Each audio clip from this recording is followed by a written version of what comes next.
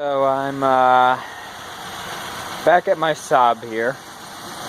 I'm having some wonderful issues with it today.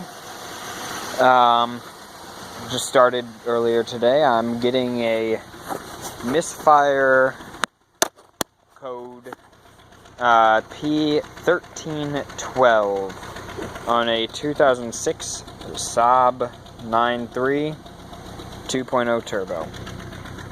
And right now, as you guys heard from my other video, what it sounded like, this is it now.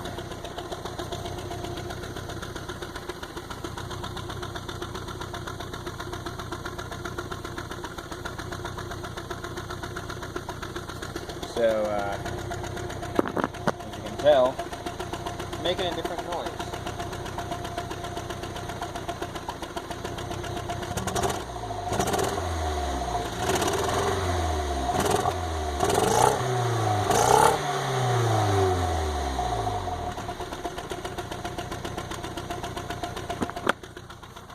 And yeah, definitely not supposed to sound like that.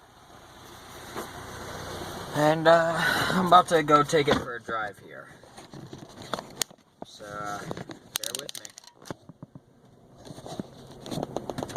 Guys, I know you guys never heard this one before with me driving on here, I don't think. No, I think you actually did.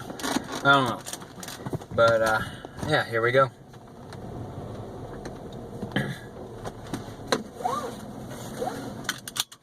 Before I leave my driveway, buckle up. Always drive safe.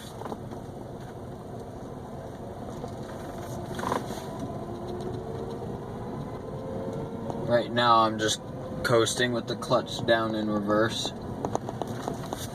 Yeah, I have a pretty big driveway. I just tried to fix it with one thing. Just change out a plug just to see.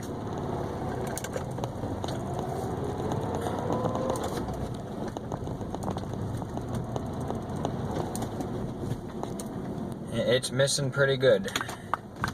From what I looked up earlier, a P1312 on a 2006 Saab 9.3 happens to be a misfire, usually because of a burnt out ignition coil or spark plug or mixture of both, or something to do around that. I've also heard, though, that it could be my ignition control module, and other things like that, which really I'm hoping it's not my ICM. If it's my ICM, I'm really not going to be happy, because that's around an $800 part. I don't have that kind of money just laying around. You know, I really do love this car. It's not doing it as bad right now, but before it was real bad with the shuddering from acceleration. So it looks like part of it was the plug. The other part might be the coil. Typically a P1312 is apparently to do with the coil or harness of the coil on cylinder number 2, from what I understand. I'm not sure if you guys can hear that. But, it's not sounding too great. It's sounding better and driving better than before, though. But, still not the best.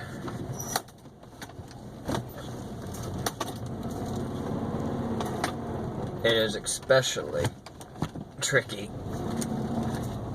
in reverse right now, for some reason.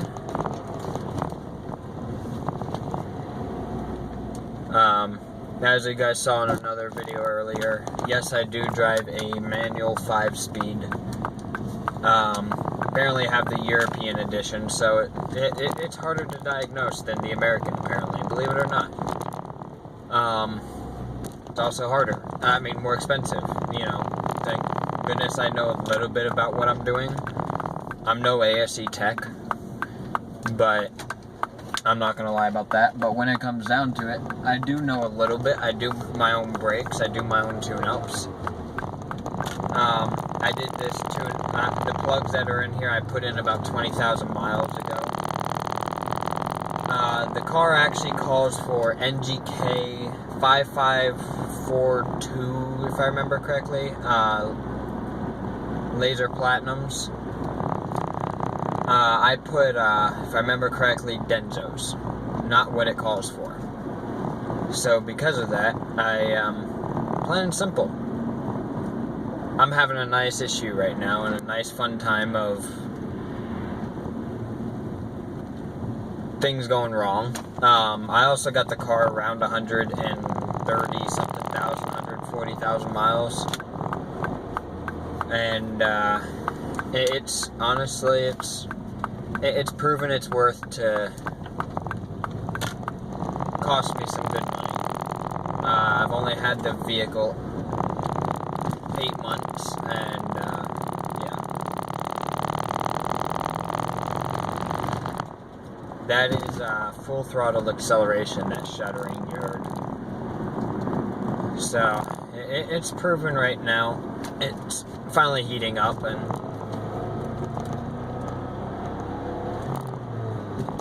as you can tell, it's yeah. I'm gonna go ahead and get it home, and tomorrow at work, since I do work at an automotive shop, I will be plain and simple. I'm gonna sit there and probably have to get it tuned up.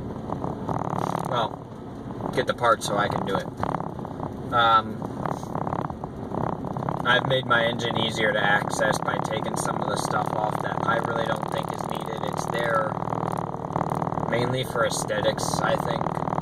You know, so when someone who doesn't know what they're really doing on cars opens up the hood, they're like, oh, hey, it looks like a cute little engine, or, oh, wow, that's a sexy engine, or whatever, how you want to think about it.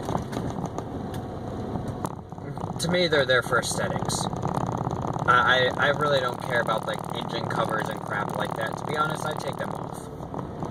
Because when I go to work on my car, I don't want that extra 5 hours, you know, pulling all that crap off, you know, that's not actually needed. Like my ignition coil cover, it's in my trunk. I mean, I have it. Yeah, I have it. It's in my trunk. The engine cover itself that covers the front part of the engine, I've also put that in the trunk. I don't care about it. You know, by the time I get rid of this car, it's going to be dead. So it's going to have no value. So I'm going to run this thing into the ground. You know, of course, maintaining it as needed. And that ding-dong thing was... Coolant temperature sensor is dead. So it tells me, oh, I have no coolant. Truth is. Reservoir's full. Engine's full. So, yeah.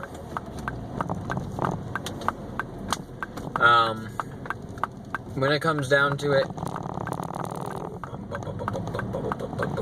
sorry,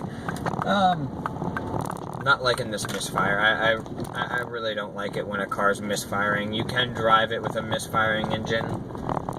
You just don't want to drive it for too long. I only took it for this little 10-minute trip to see if that plug would break in, because it hadn't been used for a while. Shift to first, because I'm not going to have the power for a second. And, didn't really work. I can still hear it missing. I can still feel it. So next step, new coil, new plug. Probably change out all the plugs and change out all the coils. Rifle Lover 21 out.